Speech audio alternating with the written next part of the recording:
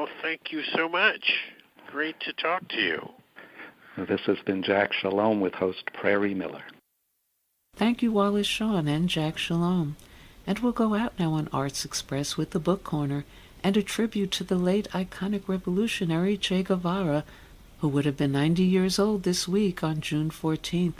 And author, historian, and professor Earl Smith has written a children's book about Che, Stars Over Latin America, to put young people in touch with the world politically, which is so lacking in literature for children in this country. And Smith, writing from his own millennial generation point of view, introducing young readers to Che's own social and political awakening when he was a youth as well. It was around this time that Che began to think about the struggle of the people of South America and his place in the world. And in those star-filled nights, Che slowly began to realize that the struggle of the people was his struggle too. What led you to want to write a children's book about Che Guevara? It was one of those things where when it comes to most of the things I write, I think about the things I would have wanted to read when I was a child. And that's not necessarily to say I would have been interested in Che Guevara. I grew up in the South. I didn't really know who he was until I was in high school. But most of what I was reading was historical nonfiction, biographical type accounts. And it's how I learned history. So Che was somebody that I did a lot of work on when I was in college as far as research and studying. I did a lot of work with the CIA papers that came out that George Washington University was so kind to post online, and it became a fascinating topic for me. By that time, I'd already done Little Carl, and I was thinking about what I wanted to do next, what story did I want to bring to children in the United States that had not been out there before. And so Che was obviously a perfect choice for that. And what do you feel your book can convey to children about Che, his life, and about mass struggle? The thing that we've learned about Che is that the way that he has been portrayed through our educational system is very different than the actual man himself. What we learned is that he was not this type of harsh, revolutionary, murdering madman, as we've been told. But he was a human being with very emotional thoughts. He was a very romantic person. He had, these high ideals of what the world was supposed to be. He was very in tune with, the world around him and the struggle of the people around him. I mean, he did come from, a quasi-privileged kind of background, but he, spent enough time on this motorcycle journey to really realize that the world was struggling. And especially his part of the world in Latin America, he refused to call it South America. That was something that a Che scholar pointed out to me, quite brusquely when I went to, title the book. His part of America, as he put it, was being kind of oppressed by the other part of America. So he cared about people. He cared about, things outside of just, war tactics and things like that. He wanted to make the world a better place so that everybody in the world would be able to enjoy the things that he felt they should be able to enjoy. And what has Che meant to you in your own life and on this, his 90th birthday? I mean, I named my dog after Che. That was right, I noticed that, yeah. And he's absolutely adorable, and he has the revolutionary spirit as well. I mean, if I'm not careful, he runs the household. I don't like to use the word idol because it puts people up on a pedestal, and you can't attain something on a pedestal. But I think he is the type of person that you would want to emulate. He's the type of person that, was willing to sacrifice everything on a physical, on a mental, on an emotional, on a spiritual level to see that all people were able to enjoy the same thing, see that all people were able to live in happiness. So I wanted to make sure that I was able to do the man justice. And talk about the significance of your title for the book, Stars Over Latin America. There is an instance in Che's personal diary. Him and Alberto were trying to catch a ship towards Easter Island. And he was sitting there, and they were, on the docks. They couldn't get a ship. And so they're literally sleeping outdoors. And he has this moment of this great awakening, and I include the quote in the book. I'll leave it to the readers to go seek it out. But he's talking about how the world was just a dome with all of the stars that he could see. And it was along those times that he had met a couple of communists in Chile. He had met other people, and he was really starting to kind of firm up the belief that Latin America had a role to play in, the revolutionary world. And what can you say about your choice of the end quote written by Che, allow the world to change you and you can change the world? I think it holds extremely true. If you look at, my background, for example, I was first-generation college student from an extremely poor family. It wasn't always that way. My dad felt it was as I got older. And where was that? And that was in a little town called Soddy Daisy, Tennessee, about 20 miles north of Chattanooga. And it was one of those things where, even in the South at that time, and this was like in the late 90s, early 2000s, it was still a very closed-off kind of world where certain things just weren't even spoken of. And so a lot of the things I was learning through books. And so it was one of those things where the world had an opportunity to change me, and it did. I'm not saying I'm even comparable to Che. Let's be very frank about that. But at the same time, you have to have a willingness to find information. You have to have a willingness to see people and places and things and ideas for what they are. And you have to let the world change you. And I thought that quote just kind of summed up Che's entire life. I mean, again, he was a very lower middle class, but he was a medical student. He was set up to have a decent life.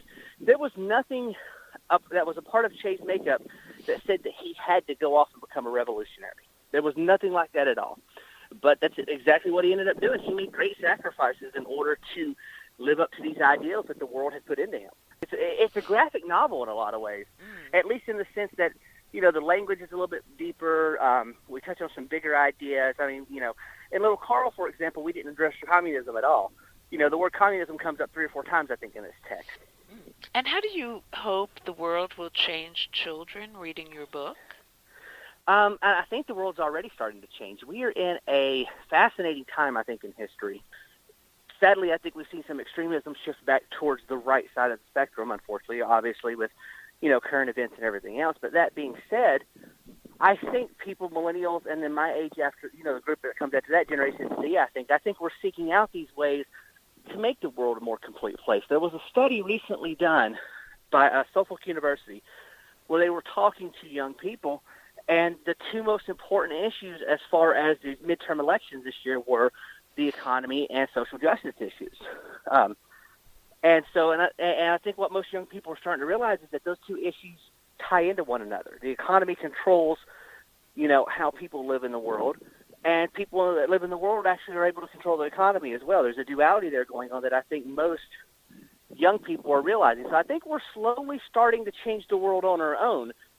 But, we do need to know about these heroes. We need to know about these people that, went out and made this change back in the 60s and 70s without having the benefit of technology and without having the benefit of mass production and industrialization and moving into the automation and everything else. So, we've got to have motivation just like anybody else does, and I would hope that this book would play a role in that. When you write in large letters the end at the conclusion of the book, how do you feel that end is a beginning for your young readers? Well, because I would like them to think, okay, that's the end of his awakening, so to speak. It gives the readers an idea that, okay, this part of the story is over, but, he was 23 when he finished his first diary. So his story in general is not over. I mean, this is well before he meets Fidel Castro. This is well before he takes a second motorcycle trip, which takes him to Mexico and takes him off through the rest of Central and Latin America. So it's just the end of this part of the story. It's just the end of this part. It's almost like, okay, this is the end of innocence for Che, so to speak. And time to see him actually kind of step up and become something besides just an idealistic revolutionary. And are you working on anything next? Yes, actually, my next children's book I have coming out, I'm actually working with the estate of Charlie Chaplin and his family. Oh. And we're using a similar type of format. Chaplin was hounded by Hedda Hopper. He would have been one of the Hollywood 10 had he not left the country, and that ended up, the primary one ended up being Dalton Trumbo instead.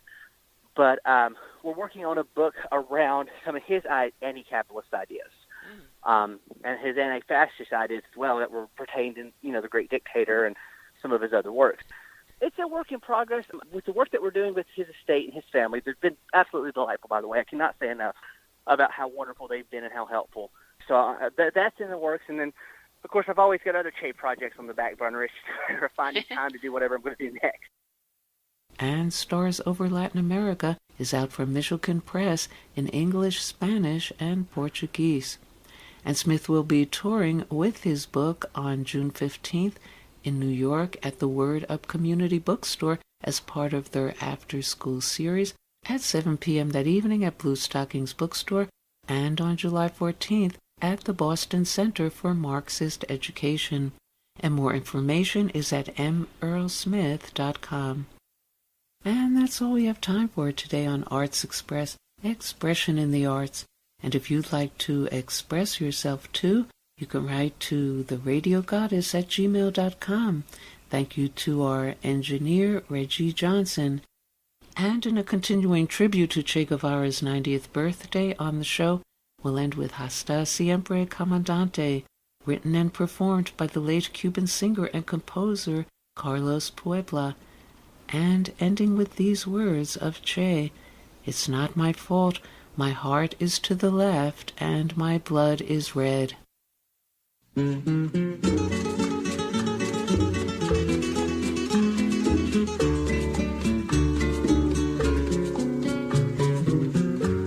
Aprendimos a quererte desde la histórica altura donde el sol de tu bravura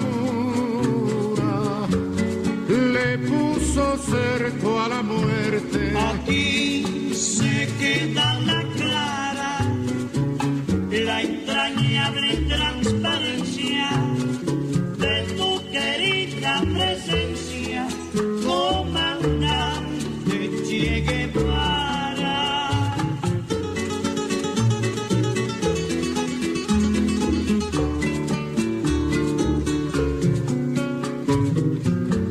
Tu mano gloriosa y fuerte sobre la historia dispara cuando todo Santa Clara se despierta para verte. Aquí se queda la clara, la entrañable transparencia de tu querida presencia, comandante Che Guevara.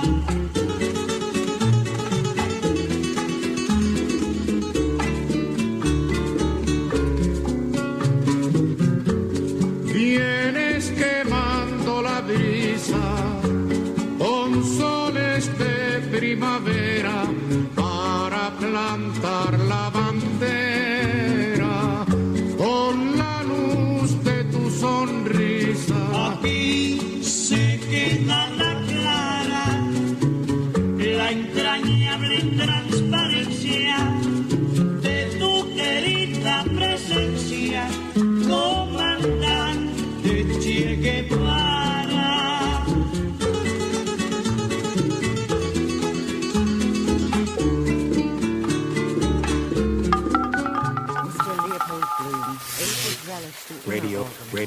Radio,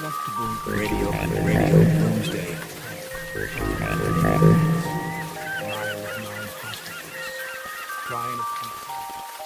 Coffin now.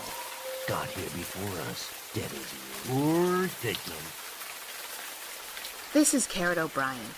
Please join me and Janet Coleman as we host Radio Bloomsday Greatest Hits, unforgettable performances of James Joyce's Ulysses from Alec Baldwin, Mark Maron, Bob Odenkirk, Jerry Stiller, John Lithgow, Anne Mira, Kate Volk, Bernadette Quigley, Wallace Shawn, and many more on June 16th from 7 p.m. to midnight here on WBAI.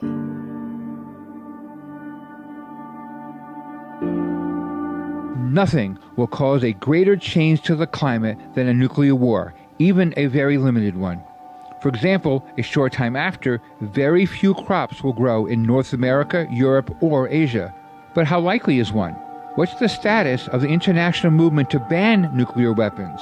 Award-winning author and activist Alice Slater and Dr. Heidi Huttner of SUNY Stony Brook will lead a discussion with other activists on the next episode of Ken Gale's Ecologic, Tuesday, June 19th at 8 p.m., right here on WBAI New York, 99.5 FM and WBAI.org.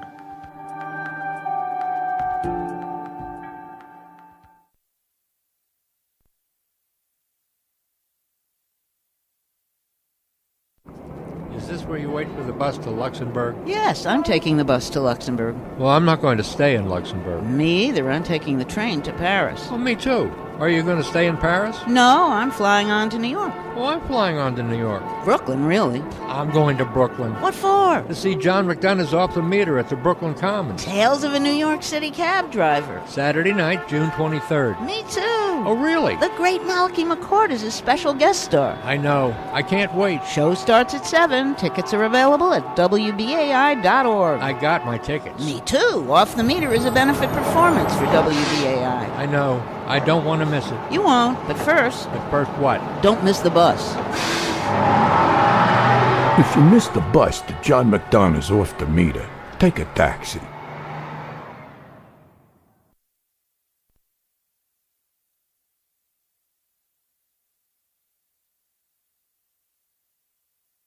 There will be no lies. There will be no lies.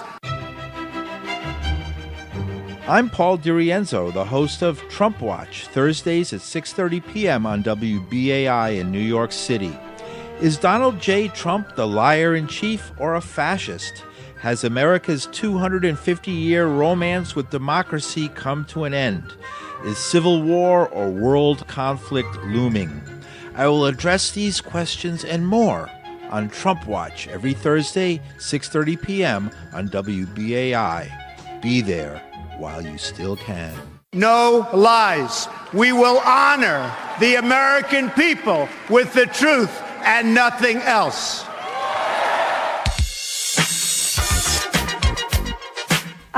New York City.